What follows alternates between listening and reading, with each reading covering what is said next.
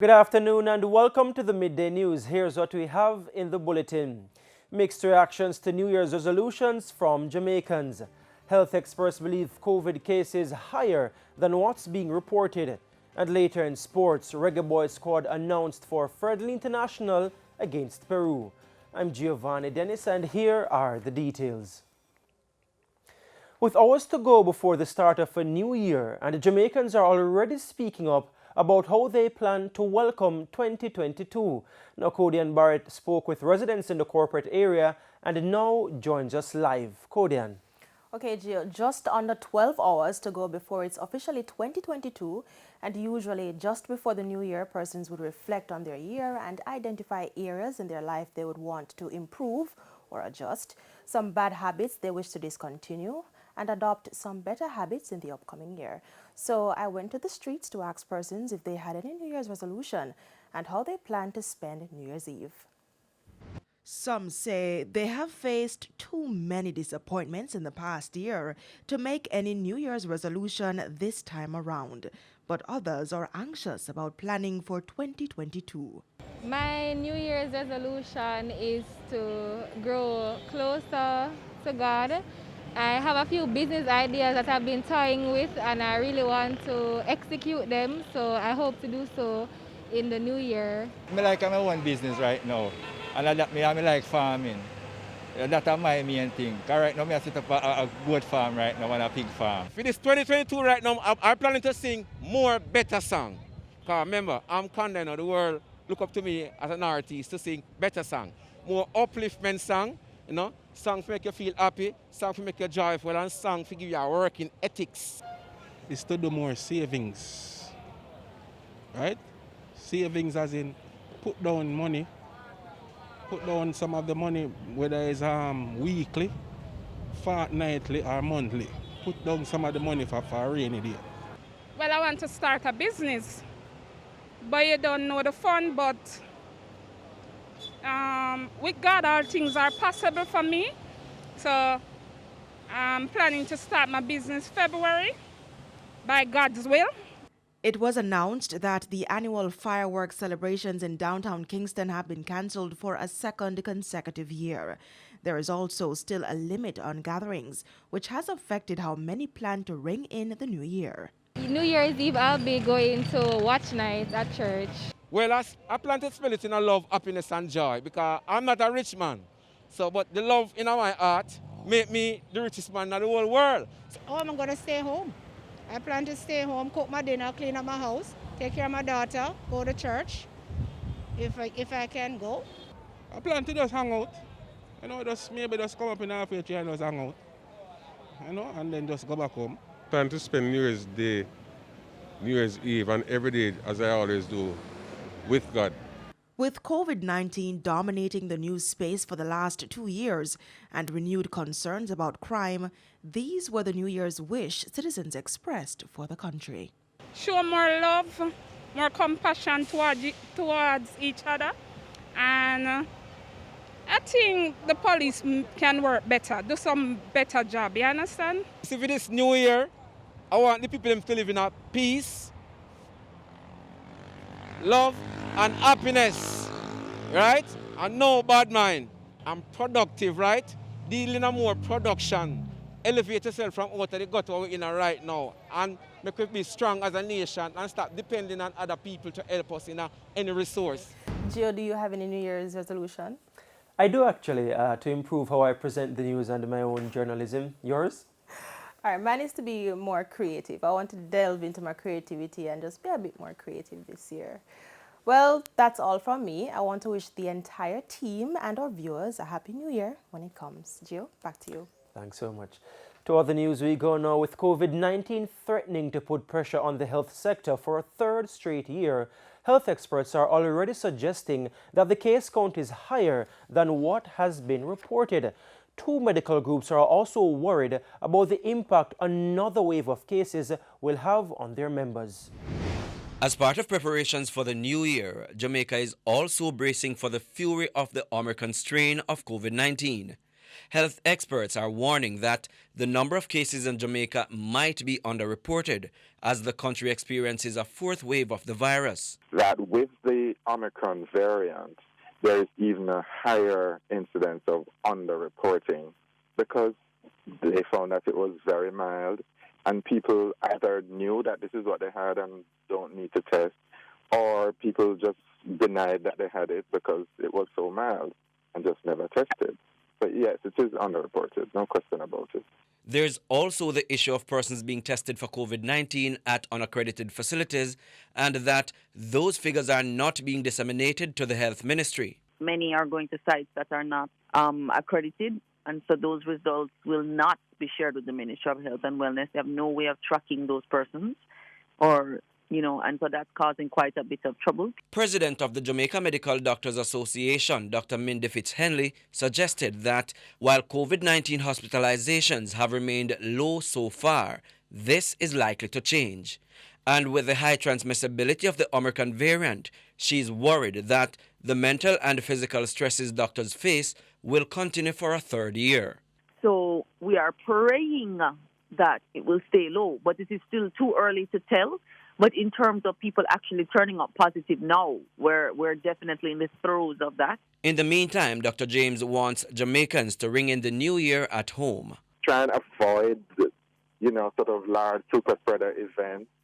Like we are really calling for us to not go out tonight to ring in the new year. Do it at home or do it in very small groups. And try and spare the medical system, the crush that will eventually come if people get very sick. Prince Moore, TVJ News. The country's COVID-19 positivity rate has shown a decline, down from 32.5% on Wednesday to 27% on Thursday. The Ministry of Health is reporting 329 new cases in the last 24 hours from 1,688 samples. The overall case count now stands at 93,920. 3 deaths were recorded, pushing the death toll to 2,473. Meanwhile, hospitalizations are climbing, with 107 people in hospital with the respiratory illness. 2 patients are critically ill and 14 are severely ill. There are 1,401 active cases on the island. 86 more people have recovered from COVID-19, increasing the recovery count to 65,594. As the Omicron COVID-19 variant continues to impact global travel, Jamaica's tourism product is also bracing for the fallout. The case count among visitors is also causing anxiety, O'Shane Masters reports. The United States continues to see an uptick in COVID-19 cases. On Tuesday, over 267,000 new COVID-19 positive cases were recorded, breaking the January 2021 record of over 251,000. But locally, concern is being raised in the hotel sector as there have been an increase in the number of flights being cancelled from the U.S. According to USA Today, over 1,100 flights for Friday have been cancelled. General Manager of the Deja Resort in Montego Bay, St. James, Robin Russell, says it is of great concern. When we saw Omicron and what we saw our source market going through, we are very concerned. It would be naive of us to believe that our source market would have an outbreak of the virus and Jamaica not affected at all. As to reports of an increase in positive cases among visitors, Mr. Russell says over the last 2 weeks, there's been an increase.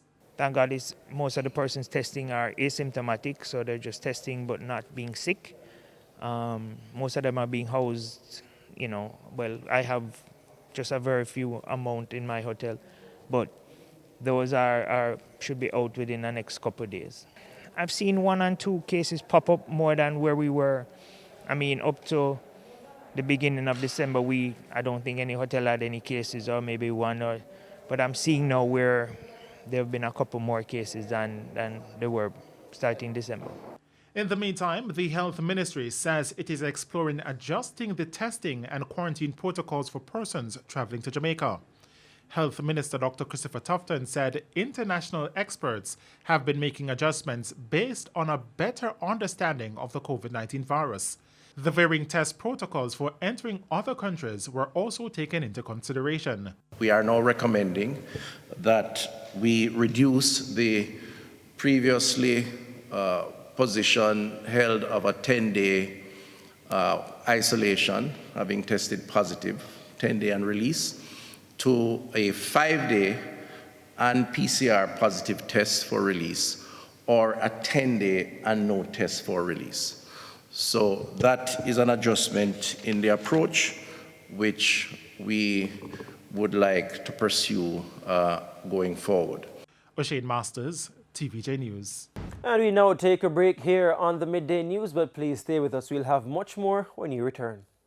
Welcome back. We're continuing the news. The long-awaited e-ticketing solution initiated by the Ministry of National Security has been set in motion. On Thursday, officers assigned to the Public Safety and Traffic Enforcement Branch, PSTEB, were out in their numbers officially using the system in the corporate area. Herman Green reports. After months of delay, the electronic traffic ticketing system has finally been launched. Trevor McCurdy is the Director of Organization Transformation at the Ministry of National Security. With this, what it means that in the past, when they used to write tickets, we'll be moving to the level where we can go electronic, less writing, less challenges in what is written, and the process to get the payment done would have been much shorter.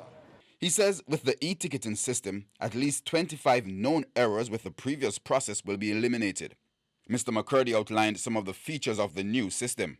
Would be able to check on the driver's license, the motor vehicle status, without even seeing a document at first.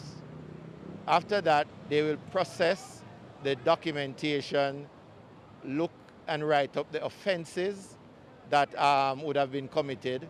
And this will be done because we are not doing manual, it is a shorter process. It also gives you a good point where, let us say, the vehicle was involved in some offense, might be crime.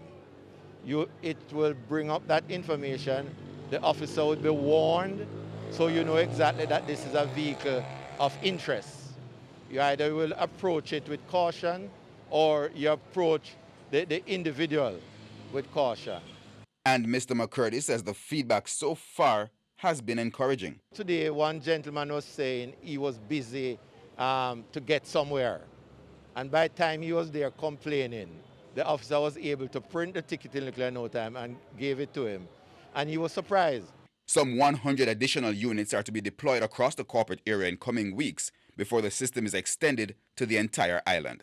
Herman Green, TVJ News. And some cities around the world with traditionally iconic celebrations still plan to host their events, but with safety precautions in place, and this is for the New Year's. Of course, now as Sandy Williams reports, others have simply opted to cancel this year's celebration. Despite the rise in COVID-19 cases and an outbreak in the Omicron variant in several countries around the world, some major cities are pushing ahead with their traditional New Year's Eve celebration. In Sydney, Australia, which is 4 hours ahead of Jamaica, thousands of people flocked to the prime harborside spot to watch the city's famous firework, a traditional 12-minute pyrotechnic display to ring in the new year, despite Sydney being one of the cities worst affected by the Omicron wave. Meanwhile, some major cities in Europe, where the spread of Omicron has been startling, have cancelled New Year's Eve plans. No fireworks will be hosted over the Acropolis this year. During a news briefing on Thursday, the health minister said all public Christmas and New Year celebrations planned by municipalities are cancelled. In France, the Paris fireworks display and festivities have also been cancelled, although there's no curfew for New Year's Eve. Nightclubs across the country are also closed. And in the United States, New York City is forging ahead with modified plans for its annual New Year's Eve ball drop in Times Square.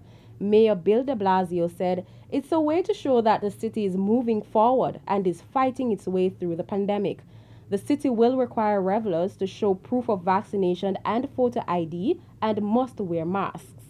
The event normally hosts 58,000 people, but this year will be limited to about 15,000 attendees and won't allow entry until 3 p.m. However, in Atlanta, Georgia's capital is canceling the New Year's Eve pitch drop at Underground Atlanta because of the rising number of COVID-19 cases. Sandy Williams, TVJ News. And it's now time for the Business Minute with Cody and Barrett. In the world of business, pharmaceutical developer and distributor Indies Pharma Jamaica is showing growth in revenues and assets for the junior stock market company. CEO Dr. Guna Gupuri says this is evidence of a positive trajectory for the business heading into the new year. Indies Pharma's revenues of $846.8 million for financial year ending October 2021 were up 11% over the previous year, its preliminary earnings report shows. Some of the gains were passed through to operating profit, which rose by a modest 5%, but a sevenfold increase in finance cost led to a 22% decline in earnings. Annual profit amounted to $160.4 million compared to $206.6 million in October 2020. The pharma company ended the year with positive indicators for the fourth quarter, including improved three-month revenue, up nearly 7% to $213.5 million, and net profit up 12% to $54 million. And in business internationally, Tesla has recalled 475,000 vehicles due to camera and front trunk issues. The automaker says the technical defects may increase the risk of accidents. The recalls come after a federal safety investigation into a feature that allowed video games to be played on the car's touchscreens when in motion. Tesla said last week the feature would now only be available when a car is in park. The National Highway Traffic Safety Administration is also investigating at least 11 accidents related to autopilot and other self-driving features. And that's it for the Business Minute this week. I'm Cody Ann Barrett. And with the top regional and international stories, here's Sandy Williams. In regional news, Barbados has recorded its first case of the COVID-19 Omicron variant. Chief Medical Officer Dr. Kenneth George confirmed the Omicron strain in the country Thursday evening. Dr. George said health authorities received confirmation from the Caribbean Public Health Agency CARFA lab. The chief medical officer suggested it was no surprise that Barbados had now joined the list of countries with the Omicron strain. Dr. George added that the Ministry of Health has sent carefully selected samples to CARFA lab and the results are expected in 7 to 10 days. On the international scene, tens of thousands of people have been evacuated and hundreds of homes have been destroyed as wildfires spread through the U.S. state of Colorado. The fast-moving fires are burning in Boulder County, north of Denver, and officials say deaths and injuries are likely as the blaze spread further. Some 30,000 people in the towns of Louisville and Superior were told to leave their homes on Thursday. According to a Boulder County sheriff, some 370 homes went up in flames west of Superior and 210 were lost in the Old Town area. A shopping complex and hotel were also destroyed. A state of emergency has been declared by Governor Jared Polis. And those were the top regional and international stories. I'm Sandy Williams. And we now head to a quick break. When we come back, Simon Preston will have the Midday Sports. Welcome back. It's now time for Midday Sports. I'm Simon Preston. Devonte Campbell, Akwesa Chung, Deshane Beckford, Ramon Howell and Dwayne Atkinson have received a call-up to the Reggae Boys squad for the first time as they prepare to face Peru in a friendly international on January 20 in Lima. 19-year-old Cavalier attacker Dwayne Busy Atkinson has received his first call-up to the Reggae Boys squad after impressing in the 2020-2021 Jamaica Premier League season. The former Kingston College forward tallied 3 goals and 2 assists in 13 appearances in helping Cavalier lift their first title in 40 years. Harbourview player Akwesa Chung is also in the mix after scoring 6 goals in 12 appearances in the Jamaica Premier League. Devonte Campbell of Mount Pleasant Academy, Ramon Howell of Waterhouse, and Deshane Beckford of the Colorado Springs Switchbacks in the United Soccer League completes the quintet of new additions to the squad. Experienced veterans Dwayne Miller, Damian Lowe, Kimar Lawrence, Corey Burke and Javon Watson are also in the 23-man squad for the friendly. Meanwhile, goalkeeper Amal Knight has earned a recall to the national programme for the first time in over a year. His last appearance for Jamaica was back in November 2020. Another player earning a recall to the squad is holding midfielder Kevin Lambert. His last involvement in the national team was on tour to Japan in the summer. Alex Marshall is back in the squad for the first time since the CONCACAF Nations League campaign in 2019. The rest of the squad reads Jadine White, Richard King, Jamoy Topi, Javane Brown, Tevin Shaw, Devon Williams, Peter Lee Vassell, Lamar Walker, Kaheem Paris and Jordan Fletcher. The match does not fall in the FIFA window, so the England-based players will not be available for this fixture. The 23-member squad for the Peru friendly will assemble in Jamaica on January 13 and have a 3-day camp before departure to Peru. Jamaica's next World Cup qualifier will be against Mexico on January 27 at the office. After that fixture, they will travel to face Panama on January 30 before welcoming Costa Rica on February 2. The Reggae Boys are 6th in the table in the final round of the CONCACAF World Cup qualifiers on 7 points. They are 7 points adrift of the top 4. And finally, to cricket we go now as 5 Jamaicans in Dean Smith, Rovman Powell, Sheldon Cottrell, Fabian Allen and Brandon King will feature for the West Indies in their upcoming white ball series against Ireland and England next month. The squad is being led by skipper Karen Pollard. Pollard will have Shea Hope as his deputy. And that is it for your Midday Sports Report. I'm Simon Preston. Giovanni, it is over to you. Thanks, Simon. That's also where we leave the field of play for today and for this year indeed on the Midday News. I'm Giovanni Dennis. Join us at 7 for primetime news on behalf of the news, sports and production teams. Have a good afternoon and see you next year.